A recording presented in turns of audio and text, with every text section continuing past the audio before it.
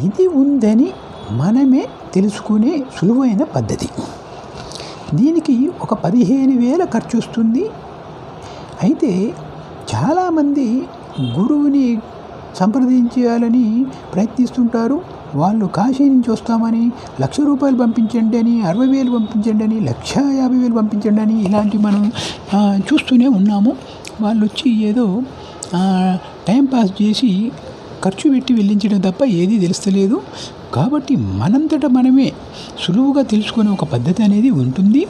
ఈ యొక్క పద్ధతి ద్వారా ఎలా అంటే, అడవిలో మనం గమనించినట్టయితే ఈ ఒక చెట్టు ఉంటుంది. ఆ యొక్క చెట్టు మీద మరొక కులము చెట్టు, వేరే జాతి చెట్టు ఉండడాన్ని మనం దాన్ని బదనిక అంటాము.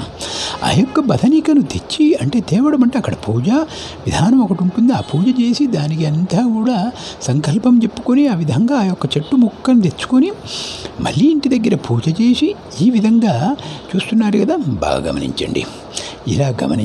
ఇలా కనుక మనం చేసుకొని తెలిసిన గురువు దగ్గర ఇలా 4 ఉంటాయి. ఈ యొక్క మట్టి కుందులలో వాటిని బంధింపజేసి మనం పంపిస్తామన్నమాట.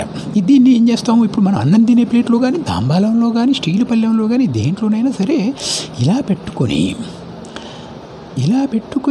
మనకు ఎక్కడైతే నిధి ఉంది అని మనకు అనుమానం ఉందో ఆ నిధి దగ్గరికి వెళ్ళి మనం మధ్యలో దీపమైనా పెట్టి పట్టుకొని తిరుగుతుండొచ్చు. చాలామంది అంటున్నారు, గురువుగారు దీపం పెడితే నిధి ఉన్న చోట దీపం ఆరిపోతుంది, గాలి కారిపోయింది, నిధి ఉన్నది తెలియడం లేదు అని కొంతమంది అనడంతో మనం ఈ విధంగా అద్దం గ్లాసు చూశారుగా, అద్దం గ్లాసులో నీళ్లు తీసుకొని అందులో ఈ యొక్క అతి పవిత్రమైనటువంటిది, అతి శక్తివంతమైనటువంటిది ఈ యొక్క పొడి వేసి ఇలా ఈ ప్లేట్ని మనం పట్టుకొని తిరుగుతూ ఉండాలి. చూశారు కదా, అద్దం గ్లాసులో ఈ పొడి చుట్టుపక్కల 4 వైపులా ఇవి ఉన్నాయి.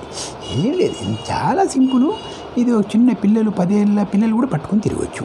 ఇక ఇది పట్టుకొని మనకు అనుమానం ఉన్న చోట పట్టుకొని తిరుగుతుంటే నిధి ఎక్కడైతే ఉంటుందో ఆ నిధి ఉన్న దగ్గర ఈ యొక్క నీరు అనేది ఎర్రగా కుంకుమ వేస్తే ఎలా అవుతాయో అలా అవుతాయి.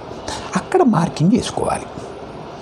ఇప్పుడు ఎలా ఉన్నాయి నీళ్ళు, సాధారణంగా ఏదో పొడి వేస్తే ఉన్నట్టుగా ఉన్నాయి, సాధారణంగానే ఉన్నాయి. అప్పుడు ఎలా అవుతాయంటే, ఉన్న చోట ఎలా అవుతాయంటే, ఇప్పుడు మనం చూడండి,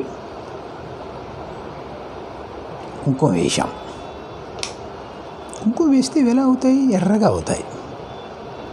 ఇలా ఇంత ఎరుపెక్కిపోతాయి నీళ్ళు. మనం ఎటువంటి కుంకుమ